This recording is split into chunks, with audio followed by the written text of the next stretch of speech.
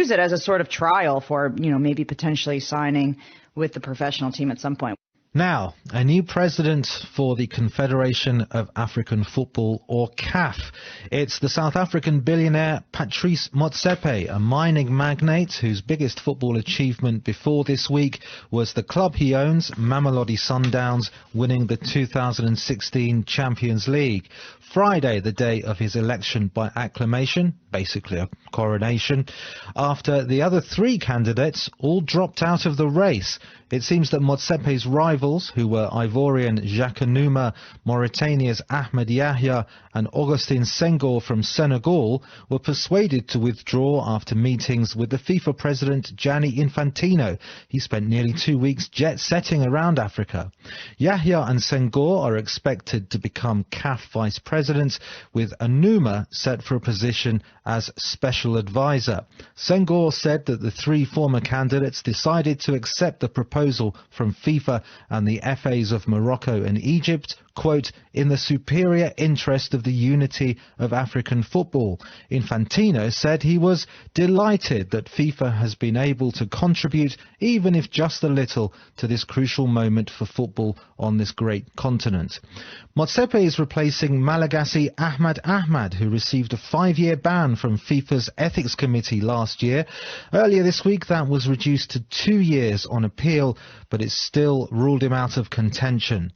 Musability is a former CAF executive. He himself is fighting a 10-year ban by FIFA, but he's unhappy about Motsepe's coronation, Ahmad's conduct, and the return, as he sees it, to the bad old days of African football. It is exactly against those calls for corruption in the past that there was a concerted effort to change the situation. Ahmad was a big disaster, but he was elected through election, and we could have removed him through election where candidates will campaign, sell their ideas, and make promises. And then after the election, we will hold them to these promises. Today, we are electing a president, and this is being imposed on us. I have sent a text message to Ahmad this morning. I informed him how disgusted I was with him, how much he has abused our revolution that we struggled, we fought to bring to the continent, how he's let down so many people. So many people wish him well, and look at the way he's leaving office in disgrace. I didn't get a response from him, but I'm happy that I sent him that. What do you think of Gianni Infantino's role in the build-up to this election? Look, the rest of the world has to see this as interference and as conflict of interest. And those who have interest in being president of FIFA have to see this as a conflict of interest. Here is Motsepe. Who is he going to behold now? The people who put him in office, or he's going to take Gianni, who negotiated him into office? Power has a law, and the law of power is that you respect the one who gives it to you.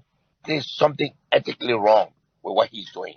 But Gianni Infantino points out that African football has its problems, which is an understatement. I mean, just to give an example, Constant Omari, who was the interim president before this election, is currently facing an investigation by the FIFA Ethics Committee and didn't pass the eligibility test to stand for any of the positions this week.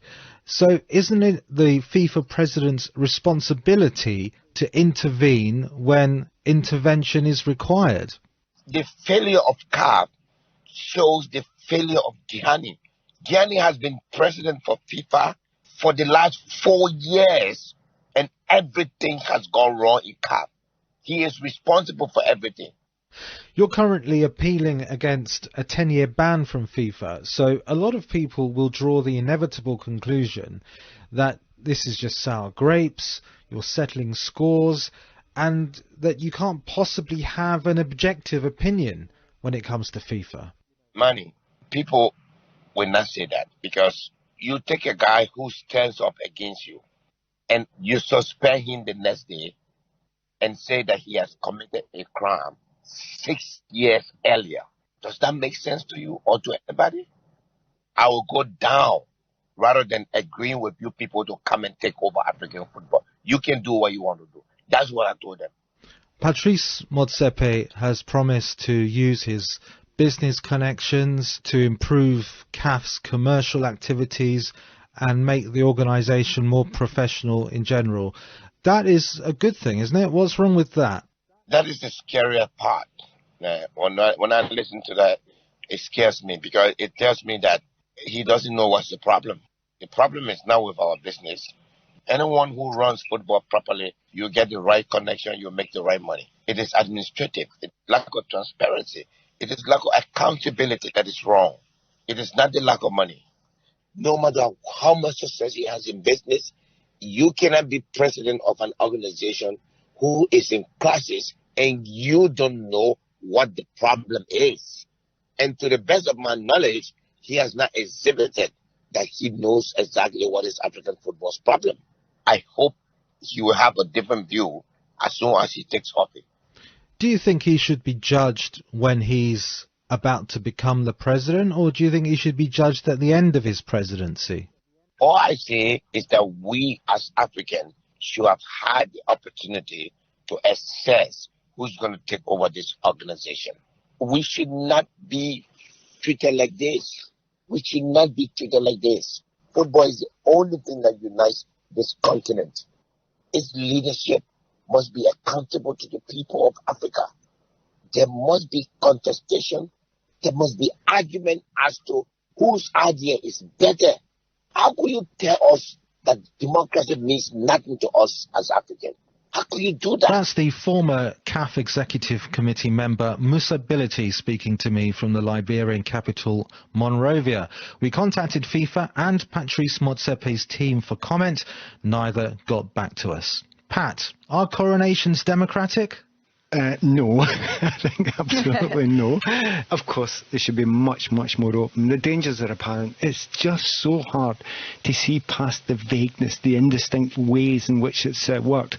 And that's what makes everyone so worried and concerned about, the decisions that are finally made. And for there to be no, election or discussion, that's not the way it should be worked. But Heather, shouldn't the FIFA president intervene if he thinks that the Confederation can't sort out its own issues? I don't think that intervention is what's wrong here, but I do think intervention without transparency is very wrong. I think if Infantino had these conversations a little bit more publicly, I think that people would understand, okay, FIFA is a guide here in making football better for all, so this is what their job is. But if they're not doing it in a transparent manner, of course, everybody's minds will go to the same old distrust that FIFA has just not been able to break in their cycle of governance. Heather, you're a smooth talker. Do you fancy a career in football politics? Heck no. Oh, gosh, that sounds terrible. Maybe when I'm older and I maybe have a little bit more strategy behind me, or I know sort of how things work. Maybe I'd have to sit down with Pat for weeks on end and pick his brain of how to could be the dream people ticket over. Yeah, we could, as long as Pat's the vice. But no, I think that as of right now, I'm a bit too naive. I'm one of those heart on your sleeve kind of people, so I would have a lot to learn before I could enter any sort of political sphere, even just football politics. Manny, I would say that I have done it to some degree, been on a lot of the committees in the top levels of the English and the Scottish leagues. And honestly, trying to get things done and trying to get the right thing done, you think it's as simple as going up and saying, right, I think we should do this. No, you have to go through all sorts of committees and setups and systems that are done basically to stop you having an effect. Those are put into place more often than not by the people that want to keep control themselves. Well, there hasn't been much scrutiny of Motsepe's plans because there hasn't really been much of a campaign. So we'll try and get him on the programme and find out exactly what CAF will look like under his presidency. You're listening to World Football on the BBC World Service, and a BBC Sport investigation into